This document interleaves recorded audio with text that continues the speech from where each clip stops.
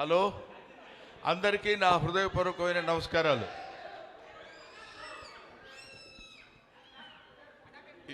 ఈరోజు ఇక్కడ జరుగుతున్న హ్యాంగ్మెన్ ఈ ఫంక్షన్కి నన్ను చీఫ్ గెస్ట్గా పిలిచారు. అవునా? చాలా చీప్ ఏంటి? ఓహో, చీఫ్ గెస్ట్గా పిలిచారు. నేను చీఫ్ గెస్ట్ అని ఎందుకన్నానంటే నోరు తిరగకనలేదు. ఏదో అలా ఇటు నుంచి అటు వస్తే కారు వేసుకుని ఇక్కడికి వస్తే మేము ఇక్కడ ఉండి మిమ్మల్ని రిసీవ్ చేసుకుంటాం, మీరు వెళ్ళిపోవచ్చు, 3:45 4 o'clock ఇక్కడ ఉండండి అని చెప్పారు. అది చాలా ఆనందకరమైనటువంటి విషయం. దాన్ని చీఫ్ గెస్ట్ అంటారు, చీఫ్ గెస్ట్ అంటారో నాకు తెలియదు. సో ఏదేమైనా ఈరోజు ఈ ఫంక్షన్కి నేను ఇక్కడికి రావడానికి ముఖ్య కారణం, నాకు అజయ్ మైసూర్ గారు, ఆయనతో పెద్ద పరిచయం లేదు. ఆ తర్వాత డైరెక్టర్ గారు, ఆయన విహాన్ గారు ఇక్కడే చూశాను నేను, ఆయనతో కూడా పెద్ద పరిచయం లేదు. కానీ ఈ టీం కూడా సిన్సియర్గా చెప్పాలంటే నాకు వాళ్ళు పరిచయం లేదనుకంటే వాళ్ళకి నేను పరిచయం లేదు. ఎందుకంటున్నానంటే ఆ మాట, వీళ్ళందరూ ఎవరూ తెలియకపోయినా ఈ ఫంక్షన్లో నేను మాట్లాడటానికి ఎందుకు వచ్చానంటే, the title of the film Hangmen. Hangmen అంటే ఏంటి, ఆడ మానసిక స్థితి ఎలా ఉంటుంది, అతను ఎలాంటి పరిస్థితుల్లో తన జీవనాన్ని గడుపుతాడు అనేది ఒక్కసారి మనం ఆలోచిస్తే, మనం అనేక రకాలైనటువంటి జీవనోపాధితో బతికేటువంటి వాళ్ళని చాలామందిని మనం చూస్తూనే ఉంటాం మన లైఫ్లో. మన 24 క్రాఫ్ట్స్ ఉన్నాయి మన ఫిలిం ఇండస్ట్రీ వరకే. అలాంటిది అనేక రకాలైనటువంటి జీవనోపాధి కలిపేటువంటి వాళ్ళది వేరు. దాన్ని ఇబ్బందికరమైన ఉద్యోగం అనాలా, ఆనందకరమైన ఉద్యోగం అనాలా, అది మామూలు ఉద్యోగమే అనాలా, ఏమనాలో తెలియదు. కానీ అతని ఉద్యోగం ఏంటంటే ఒక మనిషిని ఉరితీయటం. ఉరితీసే మనిషి యొక్క భావోద్వేగాలు ఎలా ఉంటాయి, వాడి జీవన విధానం ఎలా ఉంటుంది, ఎలా గడుపుతాడు అతను. పొద్దున్న లేస్తే మామూలుగా ఏదో బ్యాంక్ వెళ్ళి సంతకం చేసి అక్కడ బిల్స్ తీసుకొని మనీ ట్రాన్సాక్షన్ చేసే ఉద్యోగం ఎలాగో, పొద్దున వెళ్ళిపోయి అక్కడ ఒక గొయ్యి తీసి లేకపోతే ఏదో ఒక కావాల్సిన ఉరికంబాన్ని ఎక్కించి ఇతను చచ్చిపోయిన తర్వాత చచ్చిపోయాడని చెప్పేసి సంతకం చేసి వెళ్ళిపోయేటువంటి ఒక కామన్ మ్యాన్ లాగా అతను పడేటువంటి మానసిక వ్యధ ఎలా ఉంటుంది అనేది మిస్టర్ విహాన్. ఇతను అసలు ఈ సినిమా, నేను కూడా చాలా సినిమాల్లో యాక్ట్ చేశాను. ఈ సినిమా ఈ స్టోరీతో తీయాలి అనేటువంటి ఇట్లాంటి చాలా జరుగుతుంటాయి, కంగారు పడద్దు. నేను ఇందాక లక్కీగా అటువంటిది ఆ థాట్తో ఈ సినిమా చెయ్యాలి అనేటువంటి ఆలోచన రావటం డెఫినెట్గా నేను ఇతన్ని కంగ్రాచులేట్ చేస్తున్నాను. ఎవరు ఆ టైప్ ఆఫ్ థింకింగ్ నాకు తెలిసి చాలామంది ఇబ్బంది పడ్డారు. అలాంటి క్యారెక్టర్స్ ఊరికి అట్లా మధ్యలో ఒక సీన్ 2 సీన్లో వచ్చేసి ఇబ్బంది. కానీ హ్యాంగ్మెన్ బేస్డ్గా తీసినటువంటి సినిమా. తర్వాత ఈ సినిమా ఇండస్ట్రీలో ఏంటంటే కొంతమందికి బాగా కలిసి వస్తుంది సినిమా అంటేనే అది కలిసి రావటమే సినిమా. కుదరాలి అంటాం చూడండి, వాడికి బాగా కుదిరేసిందిరా అంటాం. అలా సినిమా అంటే అలా కలిసి రావాలి. నాకు తెలిసి బ్రహ్మాజీ ఒక మంచి విషయం ఉన్నటువంటి నటుడు. ఇందాక అమ్మాయి చెప్పినట్టు హీజ్ ఏ హీరో ఫ్రెండ్గా చేయగలడు, కమెడియన్గా చేయగలడు, విలన్గా చేయగలడు, విలన్ అసిస్టెంట్గా చేయగలడు, హీరోగా చేయగలడు. ఏ క్యారెక్టర్ ఇచ్చినా సరే చేసి పడ్డించగలిగినటువంటి అద్భుతమైన సత్తా ఉన్న వ్యక్తి బ్రహ్మాజీ.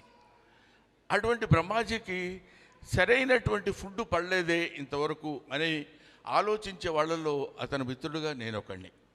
ఇంతవరకు మంచి ఛాలెంజింగ్ క్యారెక్టర్, ఇంతకుముందు గణ అనే ఒక సినిమా చేశాడు, అది కూడా మంచి క్యారెక్టర్ చేశాడు, కానీ అతను గుర్తింపు రాలేదు. కానీ ఈ హ్యాంగ్మెన్ అనే సినిమా తనకి దొరకటం, అతని పెర్ఫార్మెన్స్ ఇప్పుడే మనం ట్రైలర్లో చూసినప్పుడు మనకు అనిపించింది. ఒక అద్భుతమైనటువంటి పెర్ఫార్మెన్స్ చేశాడు, చెయ్యగలడు. చేయటానికి కావలసినటువంటి ఆహారం ఇప్పుడు దొరికింది కాబట్టి అతను దీన్ని ఒక అద్భుతమైనటువంటి విజయాన్ని సాధిస్తాడు, ఈ సినిమా ద్వారా అందుకుంటాడని నేను మనస్ఫూర్తిగా కోరుకుంటున్నాను. నేను కేవలం నాకు ఈ బ్రహ్మాజీ అంటే ఇప్పుడు ఇలా కనపడుతున్నాడు, కానీ ఎప్పుడో భూమి పుట్టినప్పుడు పుట్టాడు. మాకంటే చాలా సీనియరా కాదా?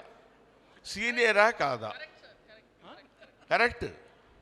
ఎప్పటివాడివిరా నువ్వు, నీకు తెలీదు, నువ్వు అలా బతికేస్తున్నావు. కానీ ఇండస్ట్రీలో ఎప్పటి నుంచో ఉన్నటువంటి బ్రహ్మాజీ మమ్మల్ని అందరినీ చక్కగా దగ్గరికి తీసుకుని పైకి వస్తావే పర్వాలేదని మమ్మల్ని ఎంతో దాన్ని ఏమంటారు మంచి మాటలు చెప్పి పైకి తీసుకొచ్చినటువంటి మహానుభావుడు ఆయన.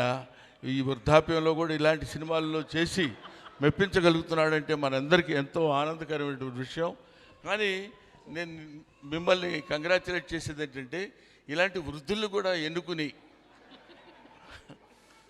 నవ్వెందుకు వస్తుంది సార్ వృద్ధులు అంటే, కాదా, అంతటా చక్కగా అలాంటి వాళ్ళని ఎన్నుకుని మీరు ఈ క్యారెక్టర్ ఇవ్వడానికి మిమ్మల్ని కంగ్రాచులేట్ చేస్తున్నాను. తర్వాత ఈ సినిమాలో యాక్ట్ చేశాడు ఇతని కొడుకుగా ఎవరు, Sunny is very good actor. నాకు చూస్తుంటేనే కొన్ని షార్ట్స్ మొన్న వచ్చినప్పుడు చూపించారు నాకు. వీళ్ళందరూ దే ఆర్ ఆల్ ది, అందుకనే నేను ఇంతకుముందు ఎప్పుడైనా ఎక్కడికైనా వెళ్ళినప్పుడు చెప్తాను, ఇలాంటి వాళ్ళని చూసి వీళ్ళ మొహం వీళ్ళు ఏం చేస్తారులే, ఈ జబర్దస్త్లో ఎవరో కామెడియన్స్ ఉన్నారు, వాళ్ళ మొహం వాళ్ళకేం తెలుసు, ఏదో పిచ్చి కామెడీలు చేస్తారు, అట్లా ఎవరిని గురించి ఏమీ అనుకోవడానికి వీల్లేదు. You can criticize an old man because you know what he is. Don't criticize an young man because you don't know what he will be. ఆ తర్వాత ఏమవుతాడో, ఎంత గొప్పవాడవుతాడో ఎలాగో తెలియదు. కాబట్టి అటువంటి ఒక అద్భుతమైనటువంటి క్యారెక్టర్స్ని ఎన్నుకుని ఎలా చేయించుంటాడు, సినిమా అంతా నేను చూడలేదు, సినిమాలో కొంత పార్ట్ మాత్రం చూశాను. దర్శకుడు hats off to this guy. I will see him as one of the best directors of Telugu film industry shortly. నేను డెఫినెట్గా అతనికి ఆ భవిష్యత్తు ఉండాలని కోరుకుంటున్నాను, ఉంటుందని ఆశిస్తున్నాను కూడా. ఎందుకంటే ఇలాంటి వాళ్ళు ఉన్నప్పుడే, ఇప్పుడు మేమంతా కొంచెం పెద్ద బళ్ళు అయిపోయి వెనక్కి వెళ్ళిపోతున్న రోజుల్లో ముందుకు దూసుకొస్తున్నటువంటి వాళ్ళు యంగ్స్టర్స్ ముందుండాలి. అది వీళ్ళ నుంచి వచ్చినటువంటి వెలుగే తెలుగు చలనచిత్ర పరిశ్రమకు కాదు, భారతీయ చలనచిత్ర పరిశ్రమకు కూడా వీళ్ళ యొక్క కాంతి, వీళ్ళ యొక్క light will be distributed to entire India. అందుకని వీళ్ళు ప్యాన్ సినిమాలు తీయాలని, గొప్ప సినిమా అవ్వాలని మాత్రం నేను మనస్ఫూర్తిగా కోరుకుంటున్నాను. వీళ్ళందరికంటే ఒక అమ్మాయి గురించి నేను మాట్లాడాలి. ఆ అమ్మాయి నందిని రెడ్డి. ఈ అమ్మాయి అసిస్టెంట్ డైరెక్టర్గా లిటిల్ సోల్జర్స్ సినిమాలో నాతో పనిచేస్తుంది. లిటిల్ సోల్జర్స్ అని, అది ఎన్ని సంవత్సరాలు అయిందమ్మా? కమిట్ అవ్వట్లా. నీ గురించి కాదు. కాబట్టి నందిని రెడ్డి రీసెంట్గా మా ఇంటి బంగారం, అదే ఇప్పుడు మన ఆంధ్రదేశంలోనే బంగారం ఏర్పడిందని మనకు తెలుస్తున్నారు కదా, రాయలసీమలో బంగారం వచ్చిందని.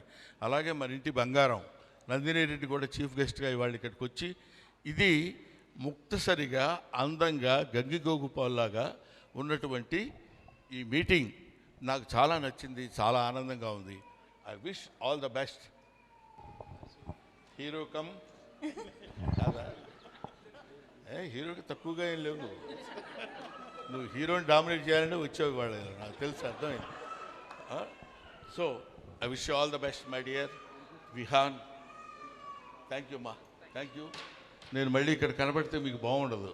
సార్ విత్ యువర్ పర్మిషన్, మీ పక్కన రియల్ హ్యాంగ్ మ్యాన్ ఉన్నారు, కానీ ఇక్కడే రియల్ హ్యాంగ్ మ్యాన్ కూడా రావడం జరిగింది. వారిని Pavan ji please welcome on to the stage.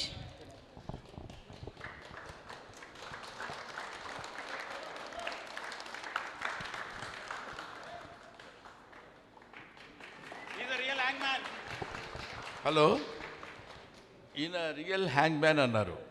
Prabhakar గారు రావాలి. ఎందుకంటున్నారంటే ఈ రియల్ హ్యాంగ్ మ్యాన్ అని ఈ వ్యవస్థ అతి త్వరలో నశించిపోవాలని కోరుకుంటున్నాను.